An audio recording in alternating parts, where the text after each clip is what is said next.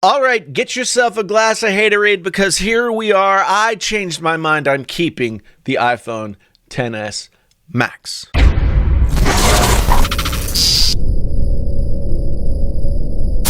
Hey there, friends on YouTube. My name is Jason, sometimes known as the JTL. This is Painfully Honest Tag, so honest it hurts. This is your first time here. Thanks for stopping by. If you've been here before, well, thank you for coming back. I know. Just bear with me. Just hold on.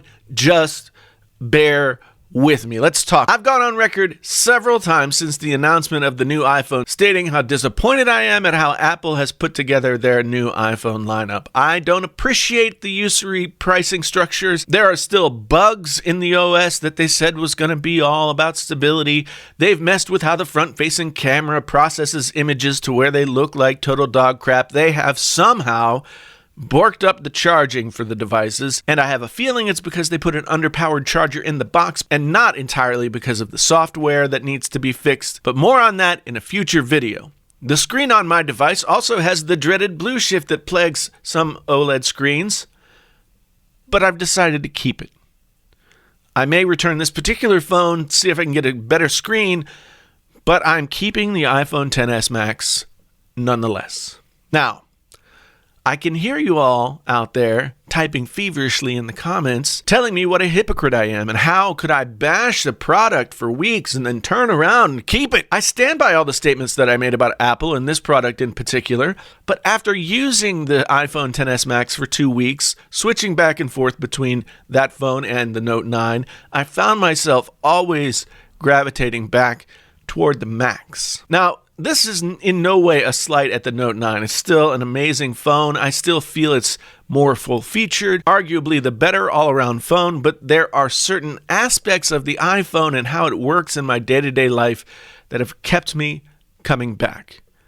First of those, the ecosystem. I know, everyone talks about the ecosystem and how it somehow magically makes using Apple devices more than the sum of their parts. Unfortunately, for the folks who hate the Apple ecosystem or are just tired of hearing about it, the ecosystem is real, and it has made a big difference for me, especially since I bought my iMac Pro.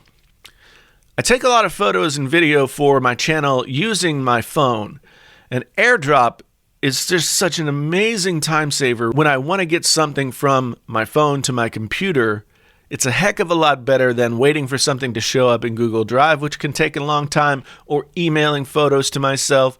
It speeds up my workflow considerably, and that's no small thing when I'm the only one here doing all the work to get all these videos out to you. There are other aspects of the ecosystem that make a huge difference for me as well, like taking calls on my computer when I'm working, or even though I don't really use iMessage a lot, I like being able to respond to texts on my computer.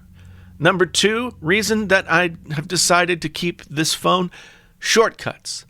I had downloaded the Workflow app on my iPad a while back, and I didn't really get a chance to use it all that much before Apple bought the company and the app. I thought, well, that's the end of that. I've been really happy to see that the Shortcuts app is basically the Workflow app, now with tighter Siri integration.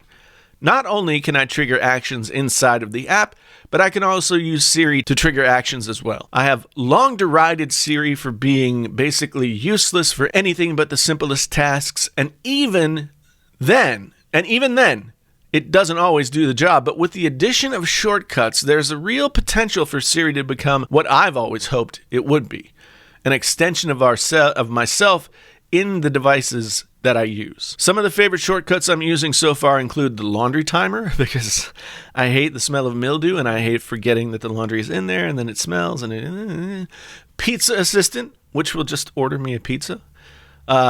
Plan 3 main tasks, which gets me organized in the morning. Play an entire album in Apple Music, like so. A lot of times I'm listening to a playlist and I hear a song that makes me want to listen to the entire record. Now, instead of tapping a bunch of times to get to a place where I can do that in Apple Music, I have a one-tap solution. There are also a lot of other shortcuts that I like and I can see being really useful, like saving a music memo when I'm working on a new song or calculating a tip when I'm out in a restaurant. The Remind Me at Work shortcut is also really valuable because there are often things that happen outside of work hours that I need to remember inside of work hours. You get the idea.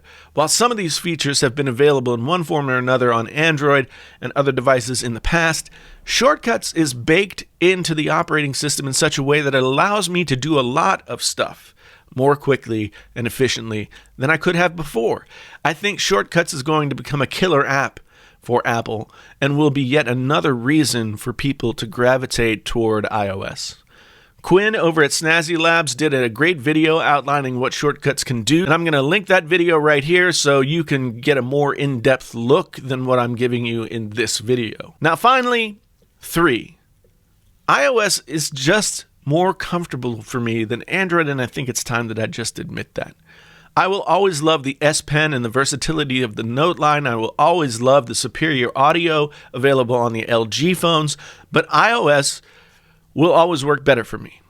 In large part because I'm a creative and apps like Music Memo, Logic Remote, and as a writer, apps like Scrivener, Ulysses, Bear, and more are either only available on iOS or the experience of using them on iOS is much better than on its Android counterpart. I can get more done in more ways on iOS than I can on Android, and it's just really that simple. When it comes down to it, the iPhone XS Max is still a great phone despite its shortcomings. Yes, there are problems with the software, and yes, there are issues with the hardware. They rip us off by not including fast charging in the box, and the exclusion of the headphone jack dongle adds insult to injury and more. But when it comes down to it, I have to admit to myself that for my needs, it's the best mobile experience for me. There's so much to like about Android, but when it comes to the whole experience, iOS offers me more. So if you're not already, set those fingers aflame, lighten me up down in the comments, but this channel is all about being painfully honest, and sometimes that means I have to be painfully honest with myself and admit things that maybe I didn't think were true before. Should we hold Apple accountable for their shortcomings, of which there are many? Yes. And I'll continue to do that on this channel, but when it comes down to it, iOS works for me, and the iPhone XS Max is the best way to experience iOS right now. How about you? Let me know down in the comments. iOS, Android, do you think I'm a hypocrite? Do you think I'm whatever? I love to have boisterous discussions down in the comments with you, my friends. So please get down there and start talking to me. Anyway, thanks so much for being here. I really do appreciate it. If this was your first time here and you want to come on back, then you can hit the subscribe button and the bell notification icon, and you will know when I have videos out, and you'll be notified when you can come and check them out. If you've been here before, it means so much to me that all of you have supported this channel as strongly as you have. I really do appreciate it. If you're interested in what I use to make these videos, if you're interested in my novel or the music that I make or any of those kinds of things, there are links down in the description that can take you there. And all of that helps me out. Otherwise, my name is Jason, sometimes known as the JTL. This is Painfully Honest Tech. Tech so honest it hurts. Until the next time, I'm out!